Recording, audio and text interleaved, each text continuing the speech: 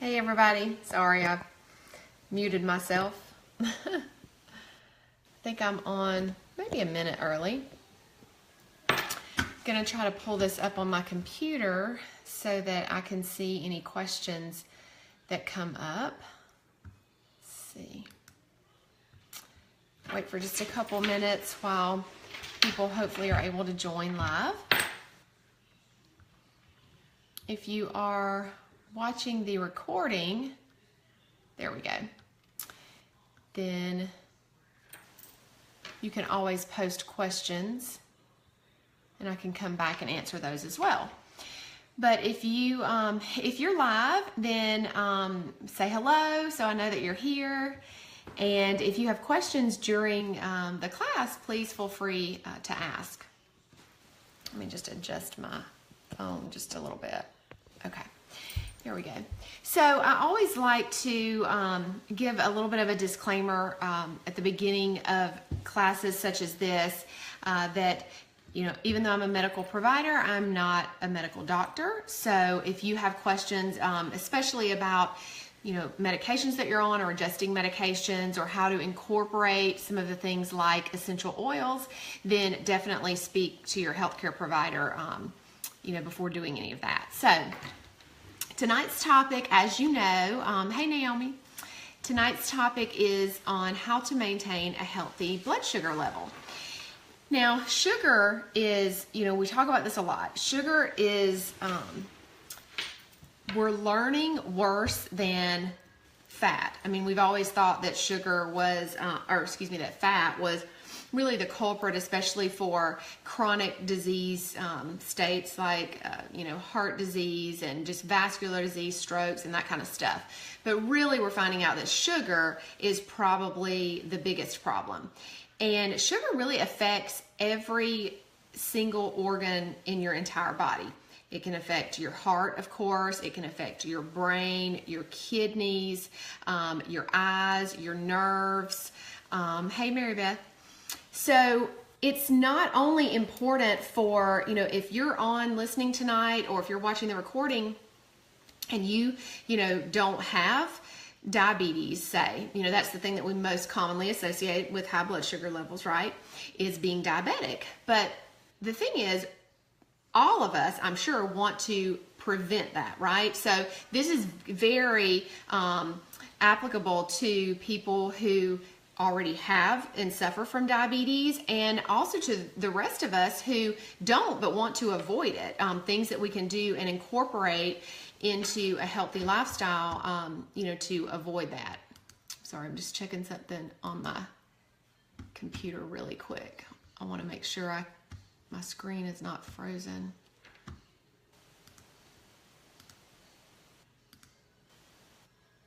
One second, guys. Okay, sorry about that. So, about high blood sugar, what it does to our bodies. So, a couple of things that we are kind of at risk for if we don't have a balanced and healthy blood sugar level. Diabetes, of course, we know that. But things like heart disease, some things that you might not even think about, like arthritis, can be associated with high blood sugar levels. Problems with the liver, like fatty liver, can be associated with high blood sugar levels. Candida, or overgrowth of yeast in our body, is associated with high blood sugar levels. Difficulty maintaining a healthy weight, fatigue, even things like cancer, colon cancer, breast cancer, cancer of the esophagus, all of those things have a link to high blood sugar levels. And I've said this several times before, but what sugar does to our body is it turns on inflammation in our body. And what is at the root of most diseases is inflammation. That's where it starts, is with inflammation. So super important that, you know, we keep inflammation in our body kind of at bay, basically. Now, I want to give you a couple of statistics. So 1 in 3 Americans has diabetes. I mean, that's a really big percentage of people that, you know, already have diabetes. It's the most common endocrine disorder in America. And I think that most of us probably know The biggest cause of that is things that we do to our body. Yes, some of it is genetic, but it's mainly the things that we put into our body on a daily basis. Now, the benefits to maintaining a healthy blood sugar level are things like, again, decreasing inflammation in your body, balancing your hormones. Having healthy blood sugar levels is super important to hormone balance, and I'll talk a little bit more about that as we go on. Also, having a balanced, stable blood sugar helps to either decrease and or eliminate sugar cravings. And, I don't know about you, but I could definitely use some elimination of sugar cravings, because sugar is highly, highly addictive. Actually, I read a study referring to sugar, talking about that it was as addictive as heroin. I mean, that's crazy, right? Which I believe it. It's very addictive. So now let's talk about how we can go about maintaining healthy levels. So kind of seems obvious. Cut out the sugar, right? You probably think that's all I'm going to say, but that's kind of easier said than done, right? So I hope to tonight give you some simple action steps that you can take to shift in the right direction, to sort of, start the process of eliminating some of the things in, your diet that, or in your lifestyle that you need to, in order to, again, maintain that healthy blood sugar level. So it's not just about sugar. It's also, of course, about carbs, but we need carbohydrates to fuel our body. It's just that we need the right kind of carbohydrates. And it's not realistic to say, don't eat any sugar or never eat any sugar. So I want to tell you, give you some ideas of things that you can do to replace some of that refined processed sugar that we're used to consuming. So first, just a few statistics that I wrote down that I wanted to share with you guys. So the average American consumes 76 grams of added sugar per day. 76 grams. That equates to 19 tablespoons of sugar. Can you imagine just teaspoons, not tablespoons, sorry. Can you imagine just eating 19 teaspoons of sugar? I mean, that's kind of gross, right? What do you think, if those of you who are on, if you can type in, what do you think the recommended amount of added sugar per day is? Somebody type in. How many grams?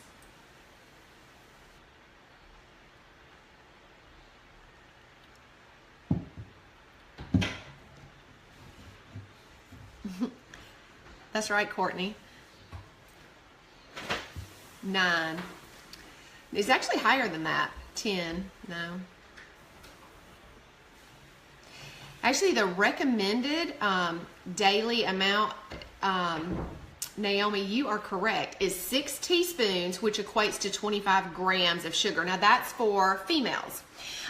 Males, I guess because, more body mass, they get a little bit more. But for males, it's 37.5 grams, which is about 9 teaspoons. So that's the recommended amount of added sugar. No more than that. No more than 25 grams for women and 37.5 for men. Now, I want you guys to tell me, how many grams of sugar do you think 1 can of Coke has in it? How many sugar grams? Anybody know the answer to that? Hey, Cindy.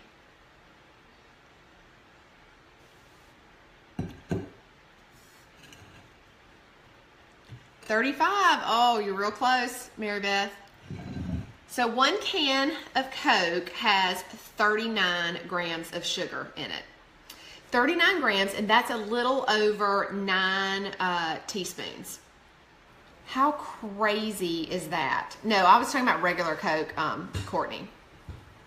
So you have 1 12-ounce Coke, or you give 1 12-ounce Coke, to your kids or whatnot, and that is well over the recommended daily allowance by the American Heart Association. So crazy. I mean, and that doesn't count, all of the other stuff that we're eating throughout the day. So, and I don't know about you, but I would really rather eat my sugar content, then drink it, just kind of like, people say I'd rather eat my calories than drink them. I kind of think about sugar like that as well. So, my first tip would be ditch the sodas. I mean, we've got to get rid of those. That I know for a lot of people is so difficult. I mean, it's very, very hard. To cut that out. But I think that, trying to cut back, and if you're somebody who drinks, 3 or 4 sodas a day, then start to decrease that. Krista, I could not find the recommended allowance for kids. I will research that again and post it in here though. That's a great question. But I could not find that. So I would say it's fairly similar, probably a little bit less because of body mass. But anyway, I'll look at that though. So ditch the sodas, like I said. The next thing is you really, first of all, have to kind of know and gauge where you're at, right? You have to know how much sugar you're consuming. And given that it is really hidden in so many things, you have to, number one, become a label reader. I mean, hands down, you have to look at labels when you go to the store. Otherwise, you have no clue what you're putting into your body, not just for the nutritional contents, but also just looking at, all of the ingredients. And you've heard me say this before, if you cannot pronounce it, your body cannot recognize it and cannot process it. So you need to avoid things like that. But as far as sugar content, just looking at the sugar on the food labels is key. By 2018, all food labels are supposed to have a label that says added sugar content, like how many grams of added sugar content. So that, that will be helpful. That way we will know that what's not coming from a natural source, if that makes sense. So that's supposed to be mandated by 2018. Now, the way that you can kind of start, and what I like to do is, the way that I start gauging, okay, how much sugar am I actually consuming? Use one of the free apps like MyFitnessPal. That is my favorite. Now, I don't track my food all the time, but I go through periods of time when, maybe I'm not hitting a goal that I wanted to hit, or maybe, I'm feeling more fatigued or whatever. I start looking at, okay, what am I putting into my body? What the different nutrients are. So I'll start looking at things like sugar content, protein, fiber, fat, that kind of thing. And it'll break it all down for you. What I typically do is I have to do that for, a 1 to 2 week period to really gauge where I'm at and where, if I'm looking at sugar, where it's all coming from.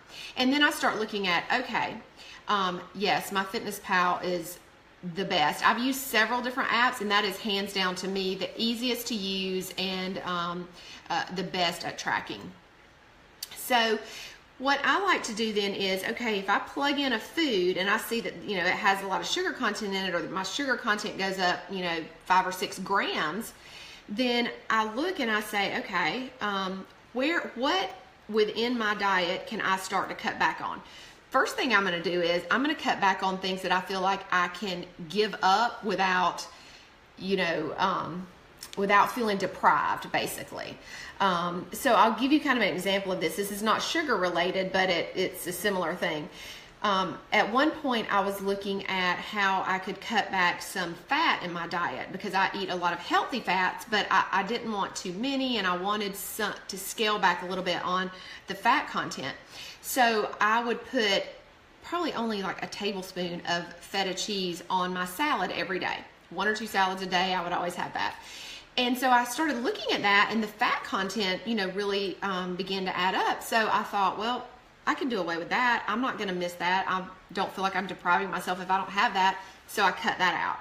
And then I just began to cut small things out. And that's really how you make the biggest difference over time, is by making these small shifts over time. That's what's going to help you stick with, a healthier lifestyle in general, and, a healthier diet. So definitely start logging your food into something like MyFitnessPal. Now, looking at what kind of foods we want to kind of stay away from and what we can do to replace some of the foods that we're, typically might be eating. As I said, carbs are not bad. We have to have carbs to fuel our body. What we want, though, are more of those complex carbs, not the simple carbs. It's the simple carbs that cause the spike in blood pressure, and then we get that fall, decrease in blood pressure, sort of like a crash. That's what we typically call it, because you feel so horrible after, like, let's say, you eat a donut. You might get that energy, that blood sugar goes up, and then, 30 minutes to an hour later, you're like feeling sick. And that's because, you get that crash afterwards. What we want, and that's because it's a simple carb. And so simple carbs are things, like I said, donuts, any baked goods, cookies, cakes, processed foods. All of those are simple carbs, breads. What we want to do is slowly replace those things with complex carbs. Things like, if you normally like, if you like potatoes, switch out your white potato for sweet potato. If you like pasta, switch out the white semolina pasta for something like a quinoa and brown rice pasta. If you like rice, switch white rice for brown rice. Oats are a great complex carbohydrate to include. Oh, Lizzie, I'm sorry. I hope it's not freezing for everyone. I've got it pulled up on my computer and it seems to be running okay. I'm not sure if it's maybe your connection. I'm not sure. But you'll be able to watch the playback if it doesn't fix. So think about swapping out some of those things. Also breads. Breads, labels are so confusing. Especially bread, if you look at bread and it might say something like, oh, thank you, Jen. Thank you for telling me. It might say something like wheat bread, and you think, or whole grain bread, and you think, oh, well, this is probably a healthy option, right? That's why you really have to read labels, because if something says whole grain bread or wheat bread, and you turn it over and you look at the ingredients, and the ingredients are wheat flour, and it doesn't say whole wheat flour, then that's no better than white flour, okay? It's just that wheat flour is processed. It's processed and it's stripped of its nutrients if it does not say whole wheat flour, okay? So those are just kind of things that, the food industry really tries to deceive us on, and they put added sugar into a lot of things like breads, where you don't really even it's not necessary, right? So make sure that when you're looking at things like bread, you're looking for added sugar in there, and looking at the grams of sugar content on the label. I would encourage you to replace things like that with again, looking for the whole wheat or truly whole grain. Look at the label, not just what's on the front of the container or the bread.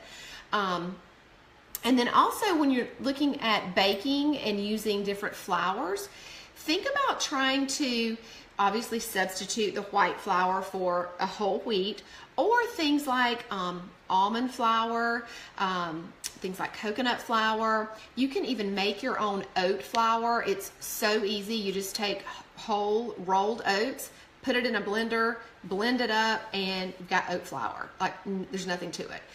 So think about some of that, and that does also cut back on some of the gluten. And some people do, have gluten sensitivity. I mean, not that many people have true celiac, where they have a true allergy. But a lot of people do have some gluten sensitivity, and will find that they feel better if they don't have as much gluten. So that's just kind of another thing to kind of think about. I tried tempeh because of one of your posts, and I love it. Trying to cut out meat. Oh, good, Jen. Yes, I love tempeh. It's good. So back to what I was saying. Other swaps that you can make, if you, like at dinner, if you are, a kind of person who wants, a meat and two sides, and you've kind of grown up thinking you have to have a meat, a vegetable, and a starch, then what I would encourage you to do is, have your healthy, small portion of protein, meat, if that's what you choose, and then have one vegetable that is like, a green vegetable, and then have another vegetable that's more of a starchy vegetable, something like carrots or sweet potatoes. That way you're having two veggies, you're still getting some of the good complex carbs, but you're cutting out, some things like rice, for instance. I mean, that's just kind of a way that you can slowly start to modify and make some changes, because again, these little changes will lead to big results, in the long term. Now, other than carbs, things that we want to think about, how we can switch out, next would be sugar, right? It's not realistic to say that we're not going to eat any sugar. I mean, our body does need, some sugar. Like I said, it's carbs that turn to sugar that fuel our bodies, and so we do need that. But things that you need to watch for on a label, high fructose corn syrup. I mean, I think we all know that. That is extremely bad for us. It turns on inflammation in our bodies, and most of it is genetically modified. Most of it is GMO, because most corn products are GMO. So avoid labels that have high fructose corn syrup. Also, any other things that you might see, like fructose, things like sucralose, things like maltose, evaporated cane juice, all of those things just mean sugar, and those are not good forms of sugar. So you want to avoid foods that, if you look on the label, have those things in them. What you can replace some of the sugars with, what you can replace, like your white sugar and your brown sugar. Remember, brown sugar is just white sugar with molasses added to it, so it's not something that, healthier or better for you. But things that you can replace are coconut sugar, a true maple syrup, like a pure maple syrup, not the pancake syrup. Pancake syrups are basically high fructose corn syrup with some caramel coloring and maple flavor. So they're no better than the Karo syrup that you buy, the corn syrup that you buy. So look at replacing some of that. Honey is another great alternative. Things like dates are great for baking and even putting into a smoothie if you want something a little bit sweeter, to add sweetness. Of course, bananas are good to sweeten, breads and smoothies. Stevia, as long as it is, whole leaf from the plant, stevia is a perfectly acceptable sugar alternative. You want to stay away from things like Splenda and Sweet and Low. Those aren't really good for you, so stay away from those. And then the other one that I wanted to mention that there has been controversy over, but pretty much now the thought is that agave is not very healthy for us. So, when at first people started using, actually I just answered your question. So the reason is, when it first came out, when agave started being used and you would hear all about it and people were using it and all this stuff, is that it had a lower glycemic index, okay? And what that basically means is the glycemic index is basically how fast your blood sugar rises when that ingredient gets into your body, okay? So think about, like, does it spike your blood sugar or not? That's kind of, when you think about glycemic index, that's what you want to think about. Well, what we found over time is, yes, agave does have a lower glycemic index, but it is mainly made of fructose, and fructose is actually the most damaging form of sugar. So again, it turns on inflammation in our body. So that's why we want to stay away from agave.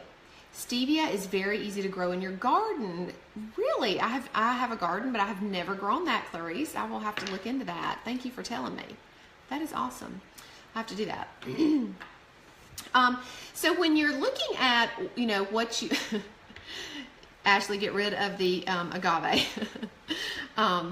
What you're looking for when you're looking at, a balanced meal, you want a balance of healthy protein, healthy fat, fiber, and healthy carbs, complex carbs. And what all of all of that together, all of those ingredients together, in a meal is what's going to keep your blood sugar balanced. It's also going to help you to decrease hunger cravings later. So it's going to keep you fuller and more satisfied longer. So again, decreasing hunger cravings and sugar cravings. So that's why one of those apps and logging your food is super important until you get the hang of, exactly what you're eating and what amounts are good for you, basically. So definitely do that. A couple of other things that I wanted to mention that can really affect blood sugar. One is stress. So I don't know if you guys know this or not, but the stress hormone known as cortisol is released in our body when we are under, whether it's physical stress, emotional stress. I mean, all of us, just from the environment today, are under, some amount of stress, especially, those of us moms, who are trying to take care of the whole family, right? We're under stress, and stress, again, produces more cortisol in our body. Cortisol causes blood sugar levels to rise. So the development of diabetes and high blood sugar levels is actually linked to stress. So super, super important to do whatever you can to manage the stress in your life. And I'll talk about a few things, to help with that in just a minute. The next very important thing for blood sugar control is that you might not think about is sleep, and how important it is to get a 7 to 8 hours of really good rested sleep, that deep sleep, that REM sleep or REM. You probably have heard that before. That's that really good deep sleep. If you're not getting the proper amount of sleep, you're going to have higher cortisol levels. Again, stress hormone, cortisol increases blood sugar. The other thing that can happen when you don't get enough sleep is you have higher levels of a hormone called ghrelin, and ghrelin is known as the hunger hormone. So what that does is makes us more hungry. So not enough sleep, increased blood sugar, makes you more hungry, makes you want to eat more, which, I mean, who wants that, right? So again, make sure that you're getting the proper amount of sleep. Now, one thing that can help you sleep better and also decrease stress is exercise. And I know that, if you're not, on an exercise regimen right now, that it may seem like, gosh, I'm too tired. So did I, Courtney, so you're not alone there. Not enough sleep, too much stress, right? But anyway, so exercise really helps to decrease your amount of stress and also helps you to sleep better. I mean, there's tons of studies that show that.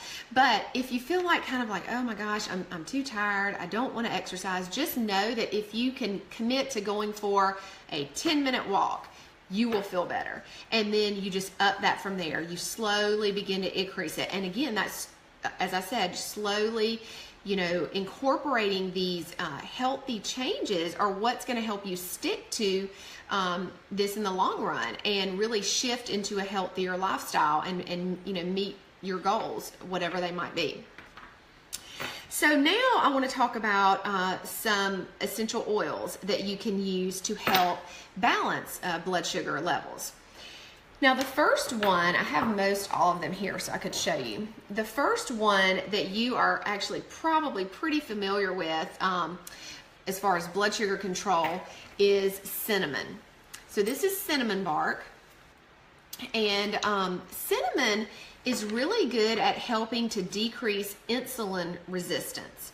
Now remember what insulin does in our bodies. Insulin is produced by the pancreas, right? And insulin allows the body to use the sugar we put into it to get into our cells and fuel our cells. Okay, so insulin we have to have. It's kind of like the key that unlocks the door to let the sugar into the cells to give it energy. Okay, so a lot of times people who have poor blood sugar control and diabetes can develop insulin resistance. So cinnamon helps to decrease that insulin resistance, or think about it like improve the insulin resistance. And it also helps to just balance blood sugar. Now, after I go through the different oils that you can use, I'm going to give you some different ways to use them and some different blends that you can use if you choose to do that.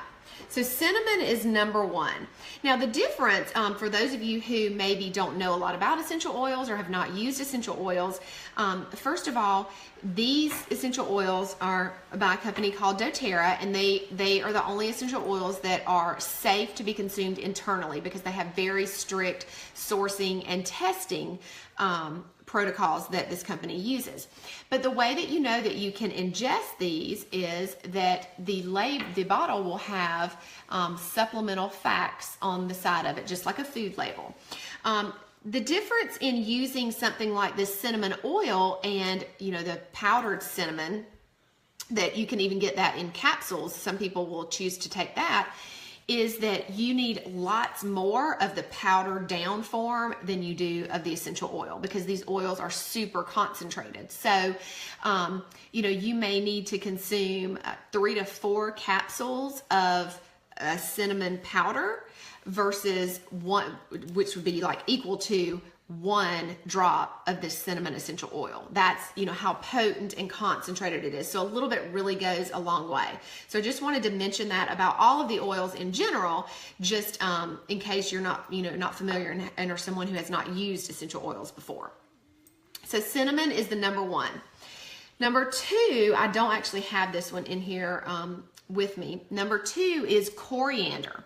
Coriander helps to regulate beta cells. Now, beta cells are what actually produce the insulin in the pancreas. So beta cells live in your pancreas and they are what produce the insulin. So you have to have super healthy beta cells, and you have to have, you know, the right amount of beta cells that produce the insulin needed by the body, you know, to help us use the sugar. So it's very important to have good beta cells. And a lot of people who don't have good, oh, sorry, I think my earring just fell out. A lot of people who don't have good blood sugar control or have diabetes, their beta cells do not work properly, and they don't, you know, produce the insulin like they should. So yes, coriander.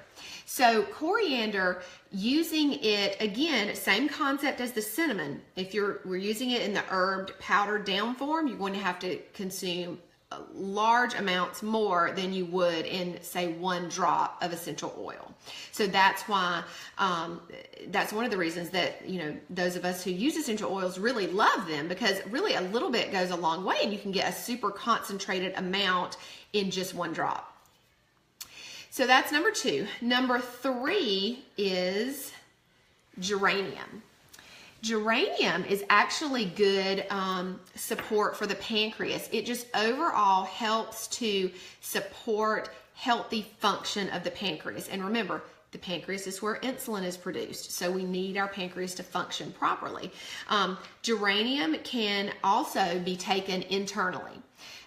These oils, like I said, can be used internally, topically on the skin, or aromatically, where you breathe them in or use them in a little diffuser, such as this one, where you put water in, put the oil, and then it comes out in a mist. That's what a diffuser looks like.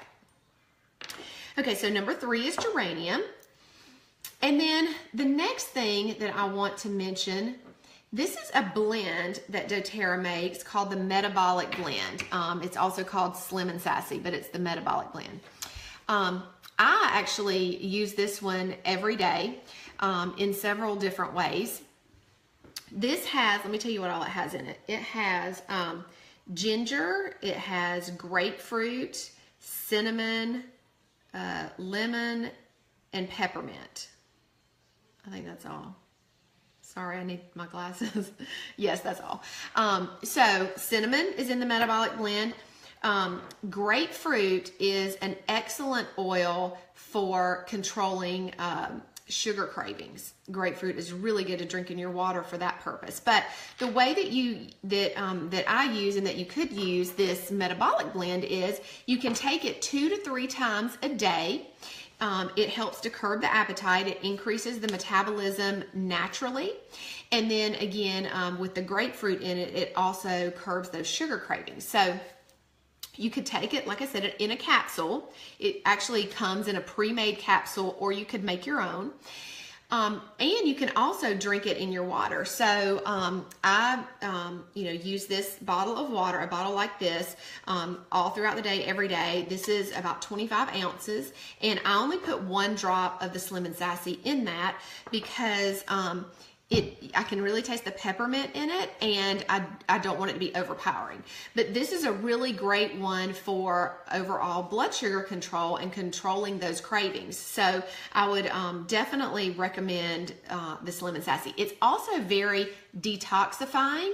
So there are certain areas on our body, especially as women, that we might have more fat pockets, basically, and you can use it topically to help reduce some of those areas. So I use this in an unscented lotion topically also.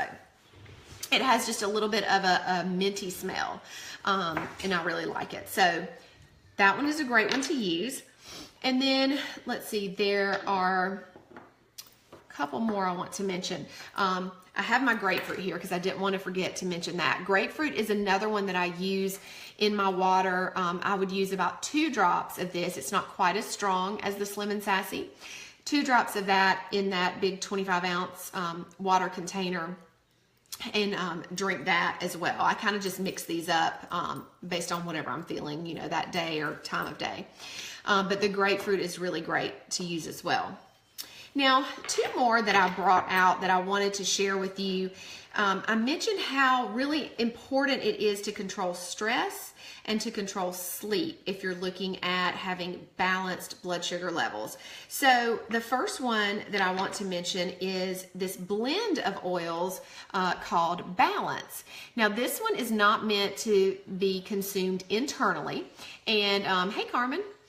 And the way that you know that is it does not have the supplemental facts on the side of the bottle, like the other one, the cinnamon that I showed you, or the geranium. So you can see Balance does not have supplemental facts on it, whereas if you look at geranium, there you go, there's the supplemental facts. And that's how you know whether or not a specific doTERRA oil is meant to be consumed internally or not. So Balance is considered the grounding blend. Balance is really, really good for just overall emotional support, for stress, and that's why I'm mentioning it in relation to the blood sugar control, because stress is such a huge part. We want to prevent those high cortisol levels, so whatever support we need to help decrease our stress load.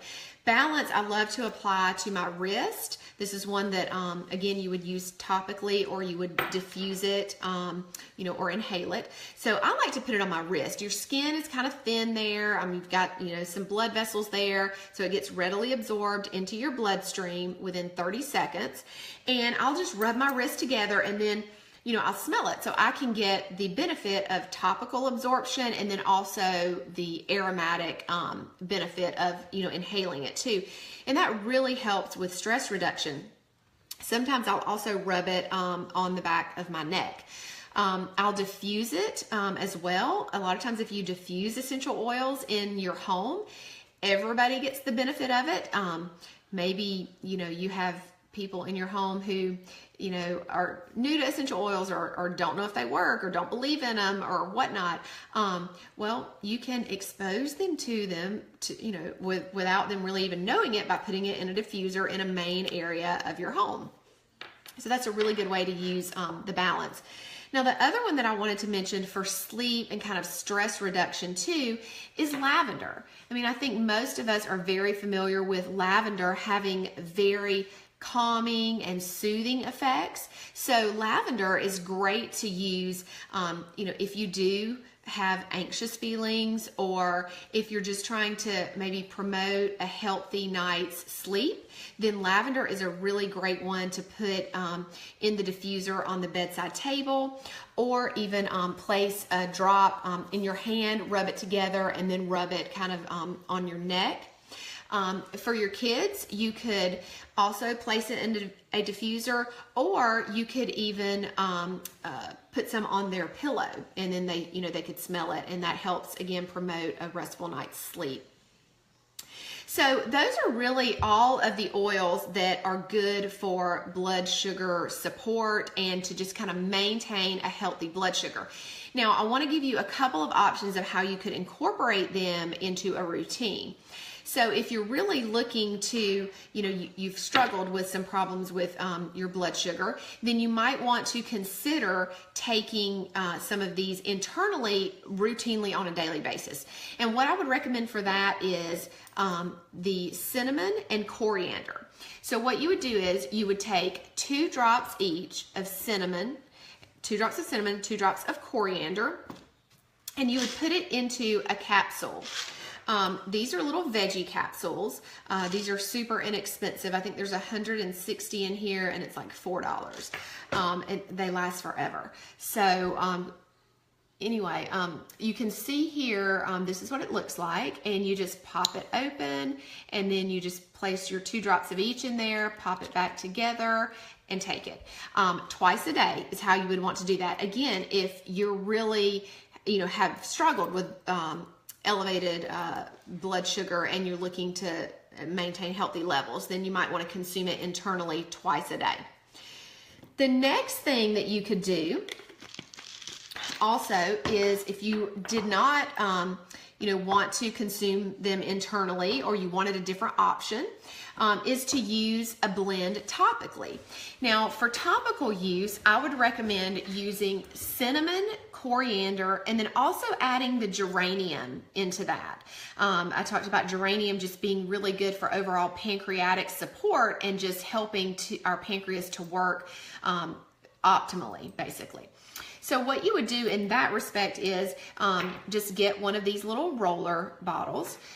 This one doesn't have a roller in it, but just in case, this is one that already has something in it. You can see that it just looks like a little ball, and you just roll it. I'm going to tell you where in just a minute. But what you would want, how you would want to do that with the cinnamon, coriander, and geranium is, this is a 10 milliliter roller bottle. You would place 20 drops of each, so equal parts, 20 drops of each of those 3 oils, and then you would top the rest of it off with a carrier oil, most commonly coconut oil. This is a fractionated coconut oil, which means that it stays liquid at room temperature, and you have to have a carrier oil that stays liquid at room temperature. Otherwise, if you used your coconut oil that you might cook with, it would solidify in that roller and it wouldn't work properly. So other options are things like avocado oil, jojoba oil, almond oil. I wouldn't recommend an olive oil because you want a neutral scented oil. So you want something that doesn't really have a lot of scent, and sometimes olive oils can have a fairly strong scent. So I would stay away from that. Now, so you've got your blend you made up into your roller bottle. Now, the way that you're going to use that is you're going to apply that topically twice a day to the reflex points on your feet. So reflexology is basically, there are different reflex points on our hands and our feet. There are actually reflex points on your ears as well that are connected to the organs in our body. So I wanted to just show you, this is a little chart of the different reflex points. And just to show you where the reflex points for the pancreas are, they are right here on each foot. You can see sort of on the arch of the foot, more towards the middle aspect. Hope I'm holding that where you can see it, but on the arch of the foot. There are also reflex points on the hands, for the pancreas, which are like right here just below the thumb joint. I would personally, I like to apply the oils to my feet more. That's just a personal preference. You could do it either way, but if you were going to choose to use the oils that way, then you would just roll it on those reflex points and then just basically just apply a little bit of pressure and sort of like almost like massage it in, and you would do that twice a day. You wouldn't have to do that. You could do hands and feet if you wanted to. I would probably just do my feet, because then you put socks on, and it just makes it a little bit easier and more convenient in my opinion. So that's an internal way to use them, a topical way to use them, and then there are two other sort of recipes that I wanted to give you. The first one is if you are somebody who likes to drink like a warm tea, you could use the cinnamon, and this is really good. I actually do this often in the evenings if I'm cold and want something warm. You just take a mug of warm water. You only need 1 drop of that cinnamon oil, because remember, it's so concentrated, so you only need 1 drop. And then if you choose to, I'll just drink it just like that because it tastes really good, but you can put a small amount of honey, however much you want. I would say a teaspoon or less of honey to taste, and you can drink it that way. So you're getting that benefit of that internal cinnamon for blood sugar support. And then if you don't really like a warm drink, an option for you in a cold drink would be to use 1 drop of the cinnamon in about 24 ounces or 25. That's again what this little container is. You would use 1 drop of cinnamon and 2 drops of the grapefruit essential oil. So that right there is a really, really good combination to use, and you could just kind of sip on that throughout the day, drink that throughout the day, and that would be really good for blood sugar control support, and then also decreasing those sugar cravings, because the grapefruit really helps to decrease the sugar cravings. And so that's really all I had for tonight. Those are the biggest things that you can do to make small changes in your diet and in your lifestyle to help promote healthy blood sugar levels. Now, if you have not, if you don't know a lot about essential oils, or you want to learn more about them or get started using them, then please reach out to me. I'd love to help you. We have a great supportive team where we provide weekly education within a private group on Facebook to help you learn as you get started.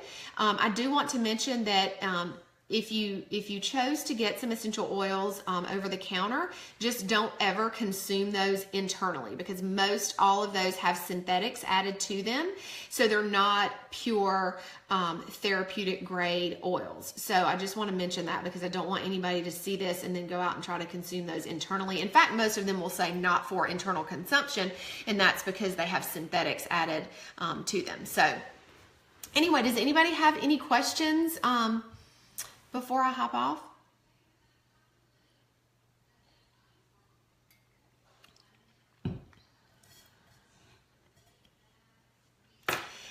So next week, the last class in this Healthy Heart series will be on maintaining a healthy weight.